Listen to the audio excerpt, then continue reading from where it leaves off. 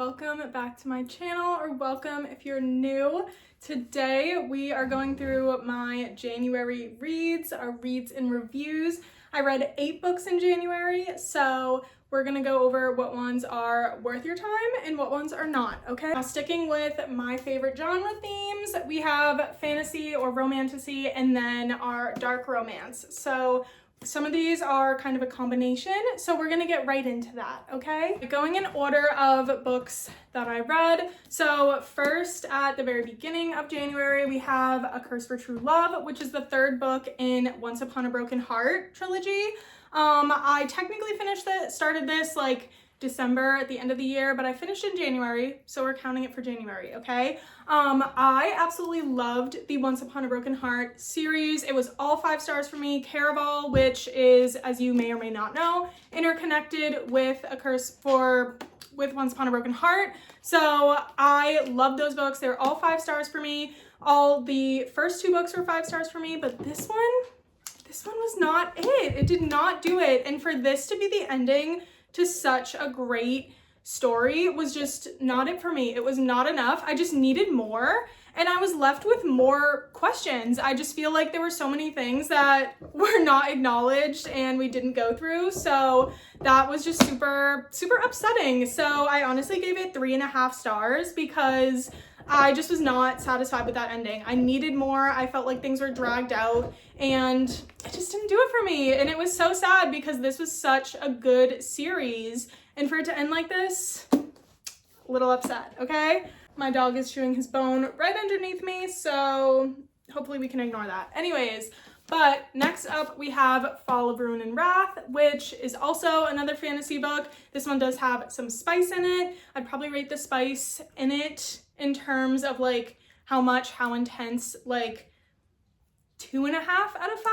I don't know, that's my personal rating, but I do read a lot of dark romance, so my tolerance for that is probably a little up there. But for me, I'd probably give it like a 2.5 out of 5. Nothing crazy, but I really thought the world was interesting in this, especially when we learned the back history of it. So I really enjoyed it. I did give this 5 stars. I was very into it. I'm very excited for the next book. With the way that this ends, I need to know. I need to see it. And this makes me excited to read From Blood and Ash because this is the same author. And I do have those here. I haven't gotten to them, okay? But I really liked her writing in this, so it gives me a lot of hope for From Blood and Ash. And again, this was a 5 star for me. Just the way, once we find out the history of their world, that really intrigued me like even more. And I liked their relationship. I really liked the main character, so I thoroughly enjoyed it. I thought it was fun. I thought she was badass, and it was a good read. So this was definitely a good one, and I'm really looking forward to the second book. I hope we get a release date soon. I keep checking.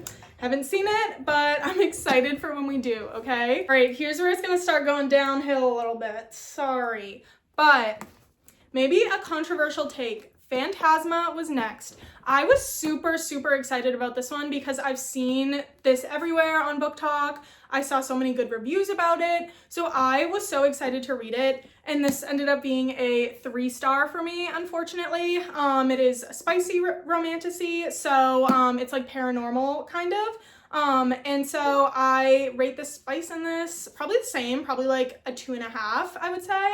Nothing too crazy. I will say the spice was pretty good in it, but just the reason I gave it 3 stars was because I don't know if I just read it too close to the Caraval series. I read the Caraval series at the end of December. I read all 3 books in a row, and then I read this shortly after.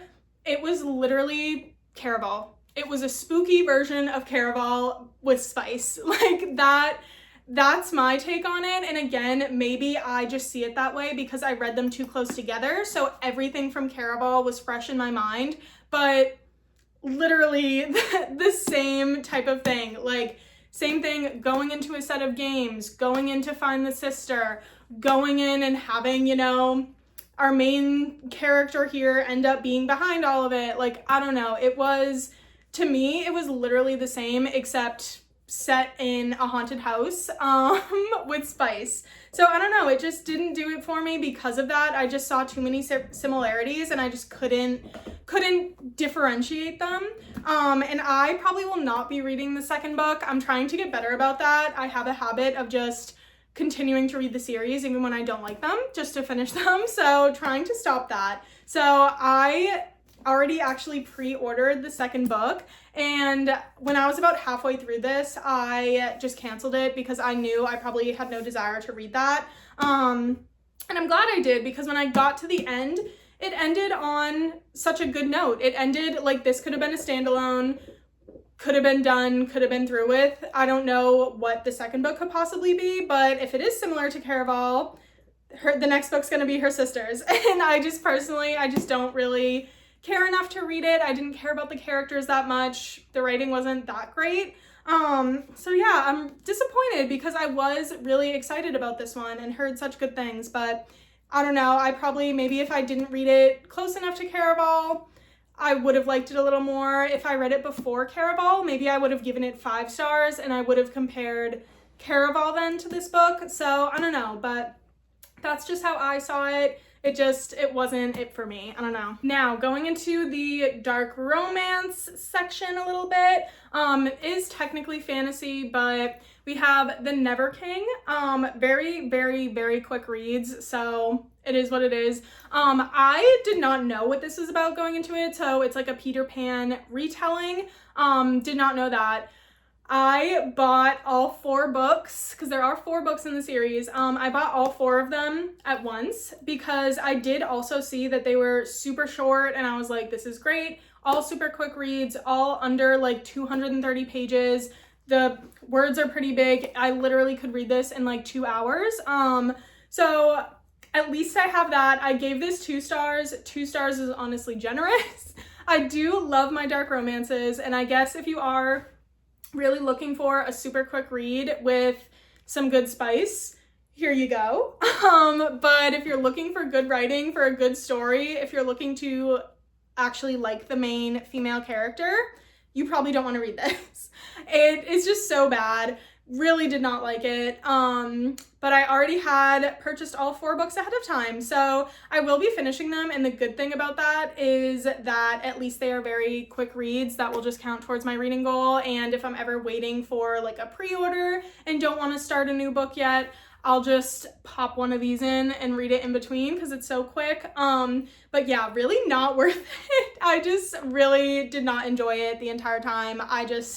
So many things. It just was not for me. And I've seen it everywhere. So again, I was also a little disappointed in this, but it's super quick and it is pretty spice heavy. So I mean, it is what it is. So just going into that, be prepared. I've mentioned this before, I rate my dark romance books a little different than like a regular fantasy book that I would read, just because usually the writing isn't that great anyways, and you know, there's other factors to consider. So I kind of rate them where, you know, like a 5-star dark romance for me is probably on average like a 3-star book, you know, but I'm rating it in terms of a dark romance.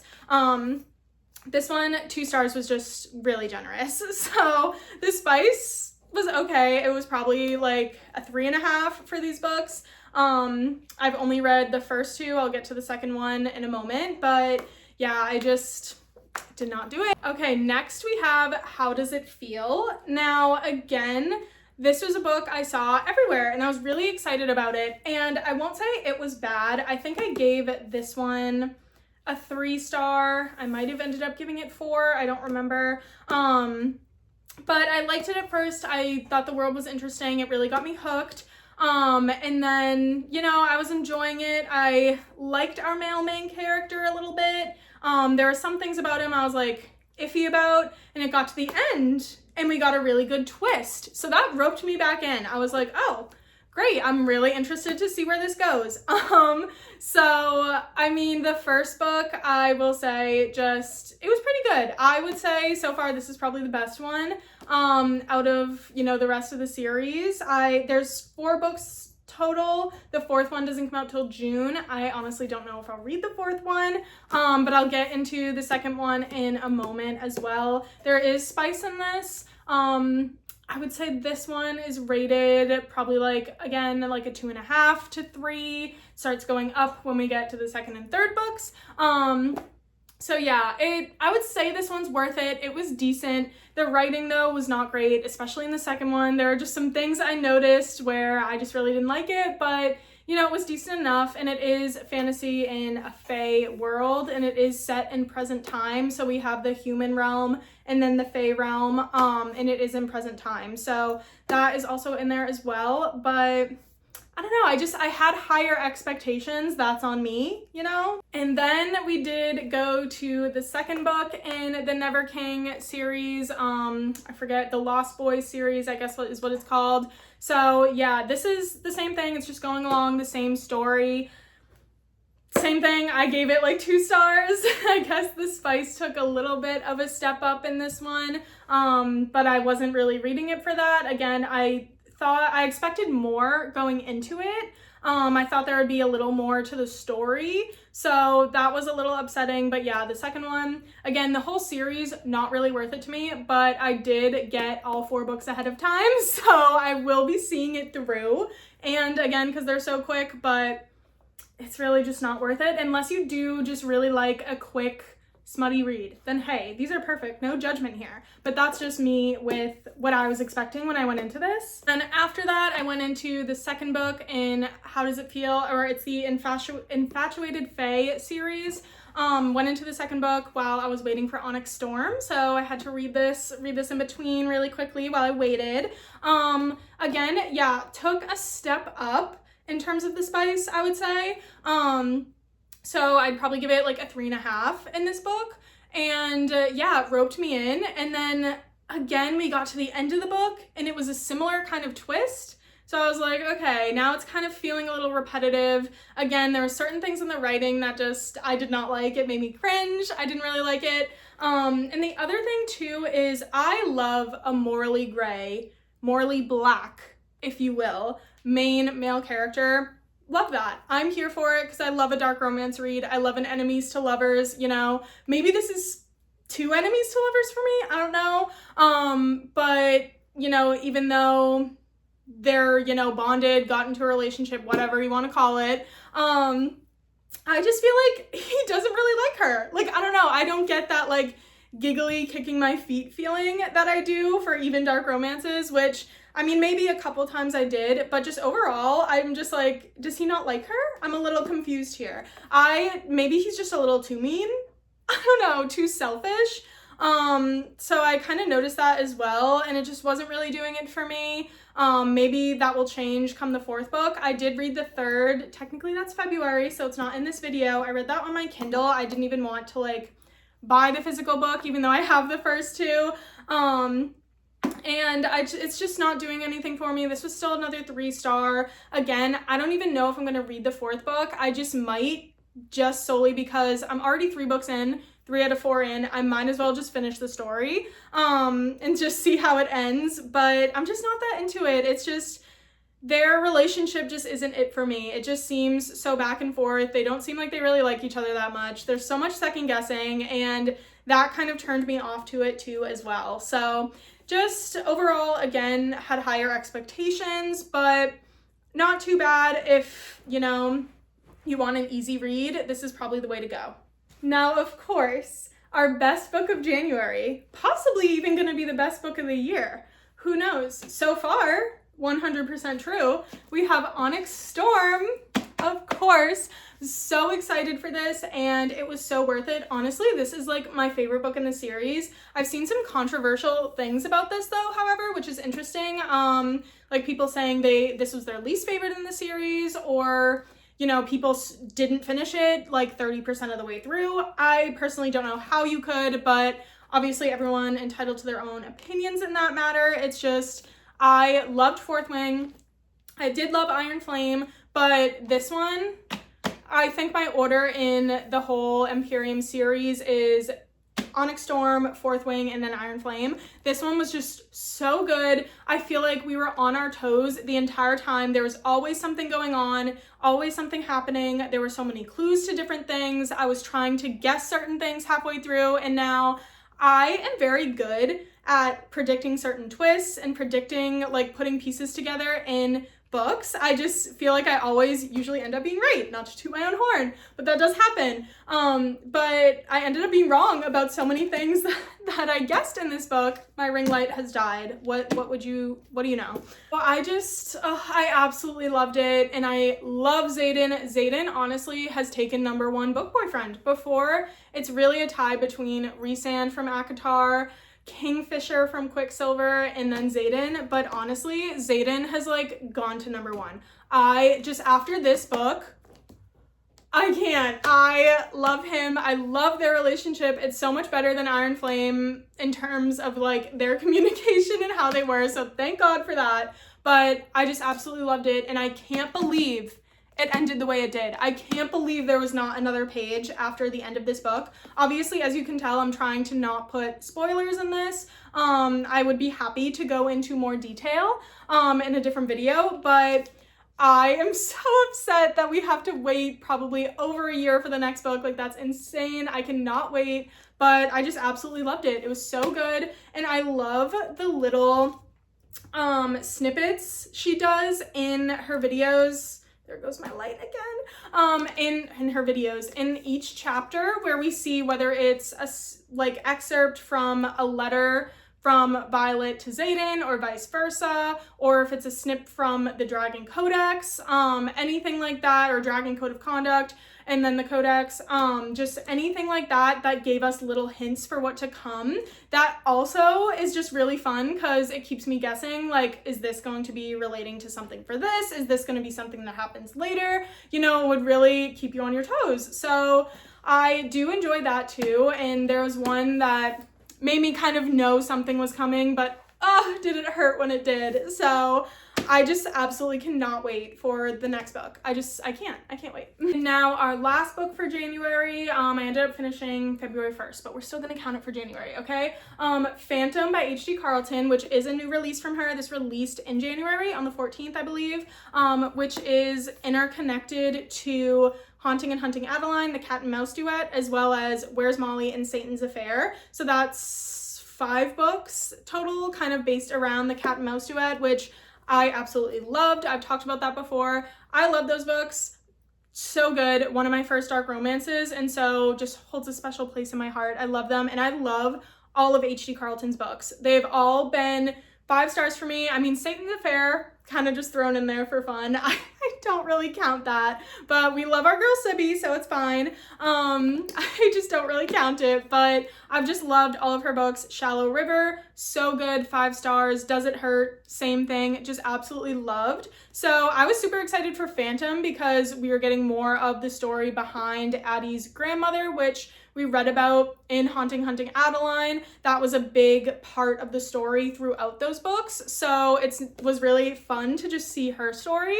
So this is a good, fun read, pretty quick as well. I thought the ending was going to be a little different based on what we knew from reading the Cat and Mouse duet. I kind of thought it was going to end differently.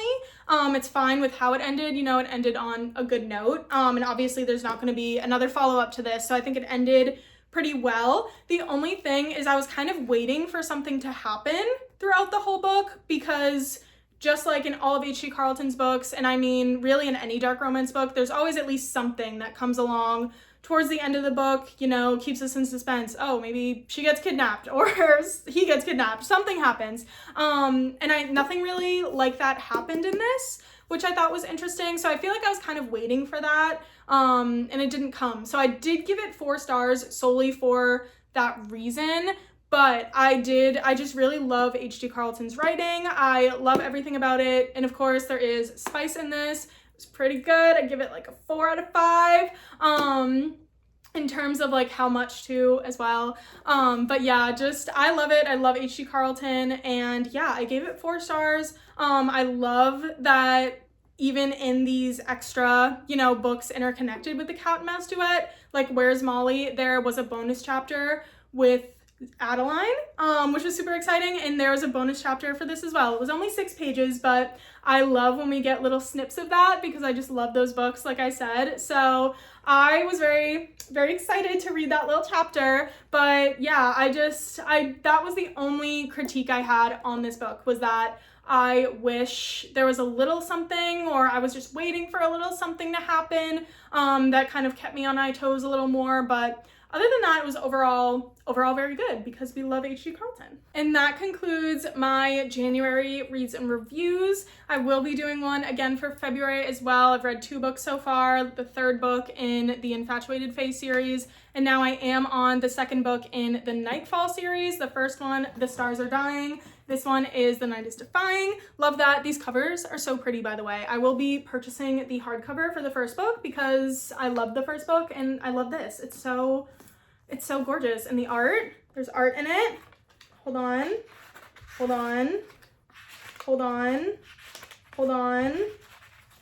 There we go.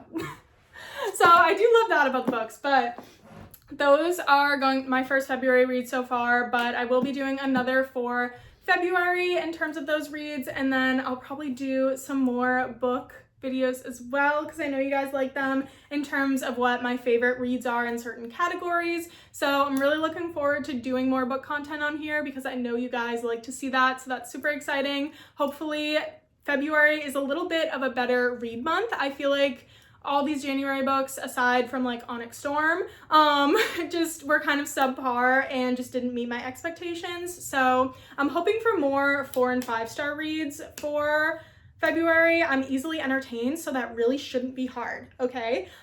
So hopefully I will have better reviews for you guys come then, but keep following along if you want to see more mix of fitness and book content because I'm so excited to bring more of that on here and combine my 2 favorite things. So don't forget to subscribe below. I will also include my Goodreads below as well as my Gymshark link as well. So love you guys. Thank you for watching, and I'll see you in the next video.